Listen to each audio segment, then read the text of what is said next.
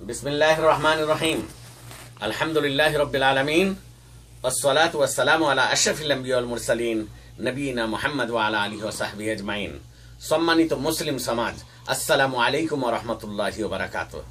মহান প্রভু আল্লাহ তাবারক ওয়া তাআলা বলেছেন, আল ইয়াউমা আকমালতু লাকুম দীনাকুম, আমি আজকে তোমাদের জন্য তোমাদের ধর্মকে পরিপূর্ণ করে দিলাম। তোমাদের ধর্ম, তোমাদের দ্বীন ইসলামকে পরিপূর্ণ করে দিলাম।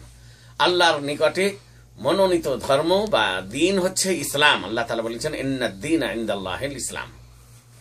আমরা রজব মাসের মধ্যে রয়েছি। সম্মানিত মুসলিম সমাজ, কোন কোন সমাজে দেখা যায় যে রজব মাসের ২৭ তারিখের রাত্রে বিরাট বড় বড় মাহফিল এবং অনুষ্ঠান সম্পাদিত হচ্ছে। এটা তারা এই উদ্দেশ্যে করে থাকে যে রাসূলুল্লাহ সাল্লাল্লাহু আলাইহি সাল্লামের যে ইসরা এবং মেরাজের মহা ঘটনা ঘটেছে সেটি এই রজব মাসের ২৭ তারিখেই। তো এতে তো অনেক মতানৈক্য রয়েছে যে কোন তারিখে ঘটেছে, কোন সালে। উলামায়ে কেরামদের মধ্যে, ঐতিহাসিকদের মধ্যে মতানৈক্য দেখা দিয়েছে। আর যদি ২৭ তারিখের রাত্রেও হয়ে থাকে তবুও অনুষ্ঠান করা বৈধ নয়। কেন? যে রাসূলুল্লাহ সাল্লাল্লাহু আলাইহি সাল্লাম এই ২৭ তারিখের রাত্রে ইসরা এবং মেরাজকে কেন্দ্র করে বা ইসরা এবং মেরাজকে লক্ষ্য করে কোনো অনুষ্ঠান করেননি, করতে বলেননি। সাহাবায়ে কেরাম, খোলাফায়ে রাশিদিন বা ৪ ইমামের মধ্যে কোনো একজন ইমাম এটা করতে বলেননি।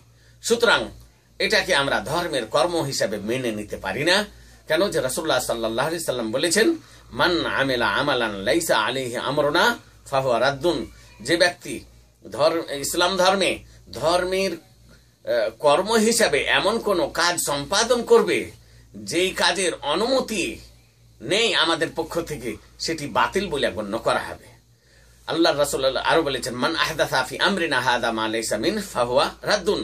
যে ব্যক্তি ইসলাম ধর্মে এমন কোন কাজ সম্পাদন করবে ধর্মের কর্ম হিসাবে যেই কর্মের অনুমতি নেই, সেটি বাতিল এবং পরিত্যাজ্য বলে পরিগণিত হবে।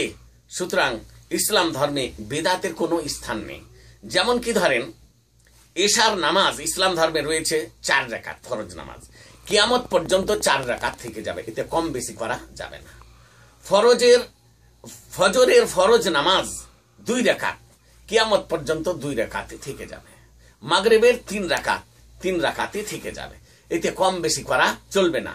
সুতরাং ইসলাম ধর্মের কর্মে কোনো নতুন উদ্ভাবন করা চলবে না, কোনো নতুন কাজের উদ্ভাবন করা বৈধ হবে না।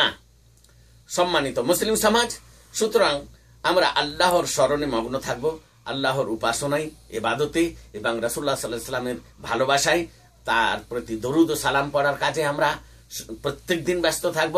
শুধু এই নয় যে রজব মাসের ২৭ তারিখে একটি বড় অনুষ্ঠান করে নিলাম। কোনো ভাই যেমন কি শাবে বারাতেও অনুষ্ঠান করে থাকেন এবং মনে করে থাকেন যে এর দ্বারা আল্লাহ তাবারক ওয়া তাআলার নৈকট্য লাভ হবে। কিন্তু না, ইসলাম ধর্মের ইবাদত হচ্ছে নির্ধারিত, এতে কম বেশি করা যাবে না।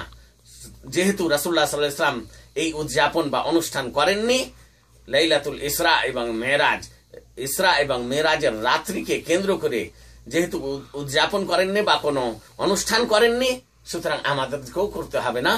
আর আমরা যদি করি তো সেটার সওয়াব পাবো না, নেকি পাবো না, বরং সেটা বাতিল বলে গণ্য করা হবে। আল্লাহ তাবারক ওয়া তাআলার কাছে আমি দোয়া করি, আল্লাহ তাআলা যেন সঠিক ইসলামের অনুগামী হওয়ার তৌফিক দান করেন আমাকে এবং মুসলিম সমাজের সমস্ত নর নারীকে। এই বলে আমি শেষ করলাম। আসসালামু আলাইকুম ওয়া রাহমাতুল্লাহি ওয়া বারাকাতুহু।